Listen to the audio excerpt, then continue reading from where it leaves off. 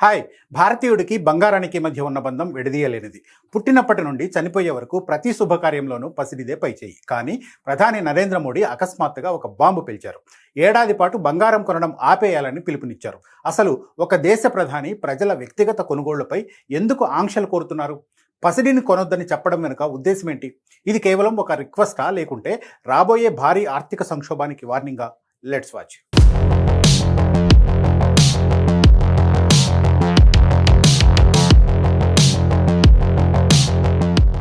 ప్రధాని నరేంద్ర మోడీ బంగారం కొనొద్దని చెప్పడం వెనుక అనేక అంశాలు దాగి ఉన్నాయి. ప్రపంచవ్యాప్తంగా నెలకొన్న సంక్షోభ పరిస్థితులను సమర్థంగా ఎదుర్కొనే వ్యూహం ఇందులో దాగి ఉంది. భారత ఆర్థిక వ్యవస్థ ఇప్పుడు ఒక అగ్ని పరీక్షను ఎదుర్కొంటోంది. పశ్చిమాసియా యుద్ధం ప్రపంచ సప్లై చైన్ను చిన్నాభిన్నం చేసింది. అక్కడ యుద్ధం వల్ల మన జేబులకు చిల్లు పడుతోంది. చమురు ధరలు, ఎరువుల ధరలు ఆకాశాన్ని తాకుతున్నాయి. ఇందుకోసం దేశం భారీగా డాలర్లను ఖర్చు చేయాల్సి వస్తోంది. ఇలాంటి తరుణంలో బంగారం దిగుమతుల కోసం బిలియన్ల కొద్దీ డాలర్లను బయటకు పంపడం దేశ ఆర్థిక మూలాలకే ప్రమాదకరమని ప్రభుత్వం భావిస్తోంది. ముడి చమురు తర్వాత అత్యధికంగా భారత్ దిగుమతి చేసుకునేది బంగారాన్నే. ఇది దేశపు కరెంట్ అకౌంట్ డెఫిసిట్ను పెంచి రూపాయి విలువను పాతాళానికి పడిపోయేలా చేస్తుంది. పైకి ఆల్ ఈజ్ వెల్ అనిపిస్తున్నా లోపల మాత్రం దేశం ఒక భారీ సంక్షోభాన్ని ఎదుర్కొంటోంది. రేపో మాపో ఇది మన ఇళ్ల వరకు వ్యాపించడం ఖాయంగా కనిపిస్తోంది. ఈ ఏడాది ఆరంభంలో దేశ ఆర్థిక ముఖ చిత్రం ఒక్కసారిగా మారిపోయింది. జనవరిలో 100 టన్నులుగా ఉన్న బంగారం దిగుమతులు మార్చి నాటికి 20 నుంచి 22 టన్నులకు పడిపోయాయి. ఏప్రిల్ నెలలో కేవలం 15 టన్నుల దిగుమతులు మాత్రమే జరిగాయి. దీన్ని బట్టి పరిస్థితి ఎంత దారుణంగా ఉందో అర్థం చేసుకోవచ్చు. కరోనా సమయాన్ని మినహాయిస్తే గత 3 దశాబ్దాలలో ఇంతటి కనిష్ట స్థాయి దిగుమతులను భారత్ ఎప్పుడు చూడలేదు. కేవలం ధరలు పెరగడం వల్ల మాత్రమే దిగుమతులు తగ్గాయనుకుంటే పొరపాటు. పరిపాలనాపరమైన అడ్డంకులు, దిగుమతి చేసుకునే బ్యాంకుల జాబితా పునరుద్ధరణలు జాప్యం వంటి అంశాలు కూడా ఈ కృత్రిమ కొరతకు కారణమయ్యాయి. ప్రస్తుతం దేశీయ మార్కెట్లో బంగారం అంతర్జాతీయ ధర కంటే 15 నుంచి 16 డాలర్ల ప్రీమియంతో అమ్ముడవుతుంది. అంటే మనం వాస్తవ ధర కంటే ఎక్కువ చెల్లించుకుంటున్నాం. India international bullion exchange IIBX ద్వారా వస్తున్న బంగారం కూడా నామమాత్రంగానే ఉంటుంది. వారానికి 1.5 టన్నుల నుంచి 1.8 టన్నులు మాత్రమే IIBX నుంచి వస్తుంది. దీంతో మార్కెట్లో బంగారానికి తీవ్రమైన కొరత ఏర్పడింది.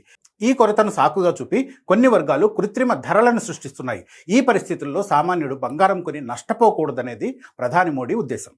ప్రధాని నరేంద్ర మోడీ కేవలం బంగారం కొనొద్దని మాత్రమే చెప్పలేదు. అనేక అంశాలపై ఆయన కొన్ని ఖచ్చితమైన సూచనలు చేశారు. పెట్రోల్, డీజిల్ లాంటి ఇంధన వినియోగాన్ని తగ్గించడం, ఎలక్ట్రిక్ వాహనాలను వాడడం, అవసరమైతే మళ్లీ వర్క్ ఫ్రం హోం పద్ధతిని అనుసరించడం ద్వారా దేశ సంపదను కాపాడుకోవాలని ప్రధాని కోరారు. ఇది కేవలం పసిడిపై యుద్ధం కాదు, దేశ విదేశీ మారక ద్రవ్య నిల్వలను కాపాడుకోవడానికి చేస్తున్న ఒక సర్జికల్ స్ట్రైక్. ఏటా మనం 700 నుండి 800 టన్నుల బంగారాన్ని దిగుమతి చేసుకుంటున్నాం. కానీ మన దేశంలో ఉత్పత్తి అయ్యేది కేవలం 1 నుంచి 2 టన్నులు మాత్రమే. అంటే 90% పైగా మన ఆస్తిని విదేశీయుల చేతుల్లో పెడుతున్నామని అర్థం. అంతేకాదు, ప్రస్తుతం జ్యువెలరీ మార్కెట్లో వింత పోకడలు కనిపిస్తున్నాయి. ఇలాంటి వాటికి చెక్ పెట్టడం ద్వారా సంక్షోభాలను ఎదుర్కోవాలనేది ప్రధాని వ్యూహంగా కనిపిస్తోంది. ఇప్పుడు జరుగుతున్న వ్యాపారంలో 50% పాత బంగారం ఎక్స్చేంజ్ ద్వారానే జరుగుతుందని సెన్కో గోల్డ్ వంటి సంస్థలు చెప్తున్నాయి. గతేడాది కొత్త ఆభరణాల తయారీ కోసం దిగుమతి అయిన బంగారం 20% మేర తగ్గింది. ఒకవేళ ప్రభుత్వం దిగుమతి సుంకాలను పెంచితే సేల్స్ మరో 10 నుండి 12% పడిపోయే ప్రమాదం ఉంది. వివాహాలు, పండుగల సీజన్ రాకముందే ప్రధాని ఇలాంటి హెచ్చరిక చేయడం వెనుక ఒక వ్యూహం దాగి ఉండొచ్చు. రాబోయే నెలల్లో అంతర్జాతీయ మార్కెట్లో పసిడి ధరలు భారీగా పెరిగే అవకాశం ఉందనే సమాచారం ప్రధానికి ఉండొచ్చు. అందుకే ఆయన ముందస్తుగా ఈ హెచ్చరికలు చేసినట్లు స్టాక్ మార్కెట్ వర్గాలు అంచనా వేస్తున్నాయి. ప్రధాని మోడీ ఇలా హెచ్చరించడం వెనుక ప్రధాన ఉద్దేశం 1 దేశ భద్రత, 2 ఆర్థిక సుస్థిరత. పశ్చిమాసియాలో ఉద్రిక్తతలు పెరిగితే చమురు కోసం మనం ఎక్కువ డాలర్లు వెచ్చించాలి. అప్పుడు మన దగ్గర ఉన్న డాలర్ల నిల్వలు సరిపోవాలంటే బంగారం వంటి విలాసవంతమైన దిగుమతులను కట్టడి చేయక తప్పదు. విదేశీ ప్రయాణాలు వాయిదా వేసుకోవాలని చెప్పడం వెనుక కూడా ఇదే లాజిక్ ఉంది.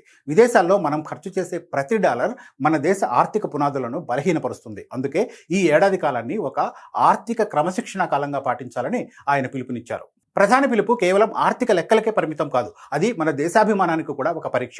పసిడిపై మనకున్న మోజు దేశ ప్రయోజనాల కంటే ఎక్కువ అనే ప్రశ్నను ఆయన ప్రజల ముందుంచారు. ఒకవేళ మనం ఈ ఏడాది కాలం పసిడి కొనుగోళ్లను నియంత్రించగలిగితే రూపాయి విలువ పెరగడమే కాకుండా దేశం ఆర్థికంగా అజేయంగా మారుతుంది. ఏది ఏమైనా ప్రధాని చేసిన ఈ గోల్డ్ వార్నింగ్ ఇప్పుడు దేశవ్యాప్తంగా సామాన్యుడి నుంచి వ్యాపారవేత్త వరకు అందరినీ ఆలోచింపజేస్తోంది.